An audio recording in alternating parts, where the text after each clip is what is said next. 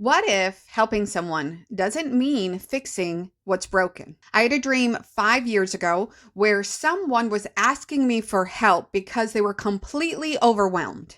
Then I found myself looking at collapsed buildings, trying to restore sight to a blind girl, and finally watching two people struggle to communicate through a plexiglass wall. At first, like usual, all these scenes seem completely unrelated. But when you look closely at what is actually going on, you start to see something emerge. I was repeatedly being placed in situations where something was wrong, but I did not have all of the information. And I think this dream is teaching me something very important about how I help people. Don't become the answer. Help people see. If you are new here, every Monday and Thursday, we explore real dreams together. But more importantly, I'm here to help you become a student of your own dream language. And this dream is going to help me show you something very important about that process. Because there are pieces of this dream that I feel pretty confident about. And there are other symbols where I simply don't have enough data yet.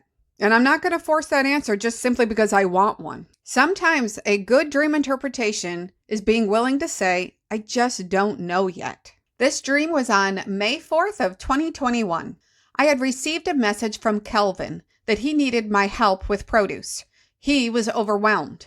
I went in, even though I didn't work there anymore, started to scan the items on the backroom shelf. I remember a big bag of mixed vegetables that I was working with. A higher up manager came in with the manager of the store. The store manager asked a woman that was walking with them to get the other man some pork, and she grabbed two palm-sized portions, one that looked like a sausage patty and one a small pork chop. The woman held it and then handed it to me. And I then finally asked the guy if he wanted it. He did, and he took it from me. I decided not to order any inventory for produce because there was so little backstock that I thought they may have already placed a large order, and I didn't want to double them up. I was standing with Bryant, looking out at a city. Several tall buildings were fallen over. One that looked like it was from Saudi Arabia, and another that was being popped back up right, but it was swaying dangerously back and forth. I asked Bryant about the buildings, but he didn't seem to have any information. I thought how the building that was swaying back and forth was very dangerous for the people that were driving around and under it. There is a blind little girl, and I felt that I must pray for her to be healed. I'm afraid I won't be successful, but I feel compelled to try. I place pineapple slices on her open eyes and start to pray, but I am cautious in the words I use in case it doesn't work. I was at a kids' play area with my family, including my mom, and as we entered, we saw Anna and Costel behind the plexiglass window and another part of the play place. It was understood in the dream that we had seen them earlier in the day, and we were surprised and delighted to see them again. Anna was holding the new baby and trying to tell my mother something through the plexiglass, but my mom couldn't make it out. She was about to go over to the right to see Anna face to face and hear what she was trying to say when the dream ended. Okay, so now let's go back to the beginning because I believe that opening scene is going to give us the framework we need to get the most meaning out of these dreams. Now remember that Kelvin reaches out for help because he's overwhelmed in produce. When I get there, I observe. I see that there's very little backstock. I scan through. I surmise that since there is so little backstock, that there is a potential that someone has already placed an order. The name Kelvin is fascinating because listen to the definition for this. A precise unit used to measure thermodynamic temperature. It's like checking the room, but very precisely. And I can like that to the definition for Marianne when she shows up in my dreams. Given my situation, how should I act? Kelvin is asking, what exactly is actually going on right now? Basically, measure first, respond second. Now, there's this pork section this is where I don't have an exact understanding of this pork, but essentially I'm given 2 palm-sized pieces of pork, both slightly different, and I'm supposed to give them to this man. What actually stands out to me in this one is that I don't decide for him. I stop and I ask, do you want this? He wants it and I give it to him. Therefore, it's just saying, before I assume something, I am gathering information. I'm getting permission. Okay, now the dream changes scale. We go from one overwhelmed produce department into a completely overwhelmed city. Several buildings have fallen. One is being pushed back upright. It's swaying dangerously with people below. If those buildings are representing structures in our lives, possibly relationships, possibly other things, then we have to be careful about propping something back up that's swaying. There's a lot of metaphors with that, like swaying in the wind or being swayed by circumstances. You want to be solid. You want a solid structure. You don't want to sway with every passing wind. That's dangerous. Then the dream becomes much more personal. Instead of looking at enormous structures from a distance, I'm standing in front of one vulnerable little girl who cannot see me. I feel compelled to help, but I'm afraid that I won't be successful at it. And I'm really cautious about my words, about promising something that I can't guarantee.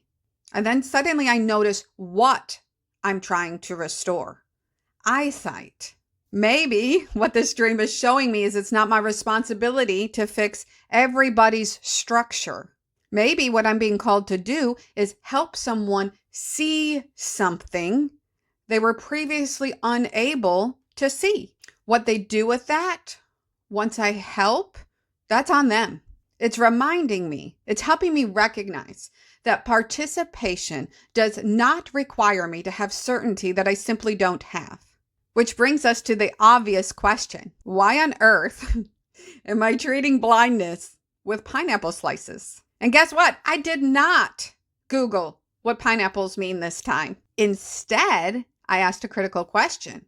Where else have pineapples shown up in my dreams? Okay, now I have an indirect pineapple example in my dream language. Do you remember the Keanu Reeves picture video that we did? I don't know, couldn't have been that long ago.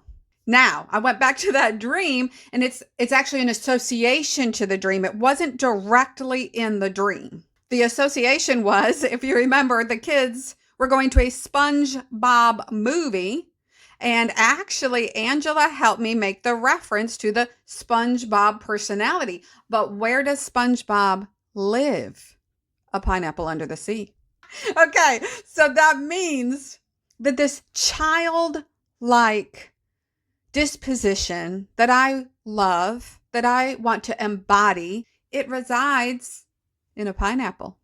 Now, pineapple being placed directly over someone's eyes makes a whole lot more sense, doesn't it? And it gets even better because what actually got me onto this pineapple dream was that Angela, if you remember, my best friend who shows up a million times in my content, she had a pineapple dream just recently. And I'm not going to go over all of it here because this video would be 30 minutes, but I'm going to briefly tell you some key things that happened in her pineapple dream. She spends the entire dream surrounded by death. She's giving care. She's protecting grieving people. She's dealing with children. She's cleaning up pieces. And she's completely exhausted. Eventually, Angela sits down. And this time, someone serves her. And guess what she's eating? Roasted pineapple. So instead of simplifying pineapple as fruit or as vision, we can expand it into perception and sight renewal, nourishment, restored vitality even. So what is the exact meaning of pineapple in my dream language? I honestly don't know yet. But here's what I can tell you my working theory is. That pineapple is a part of where I have to live. Out of that lived experience, I'm going to take some of that fruit and I'm going to help Angela see. As I help her see, she's going to receive in pineapple that has already been processed by a firing process, by a fiery experience. Because usually when you eat roasted pineapple, there's those black lines on it. So from my fiery experience, I'm going to help her see and receive something. And I briefly want to also touch on the toys that end up falling into Harper's purse.